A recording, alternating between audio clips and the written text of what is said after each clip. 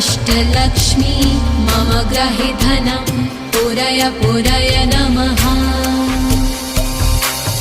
ॐ ह्रीं श्रीं क्लीं श्रीं कुबेराय अष्टलक्ष्मी मम ग्रहे धनं पुरय पुरय नमः।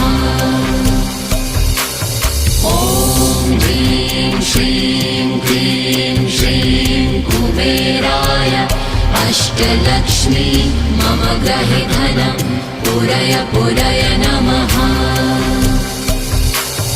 ॐ ह्रीं श्रीं क्लीं श्रीं कुबेराय अष्टलक्ष्मी मम ग्रहे धनं पुरय पुरय नमः।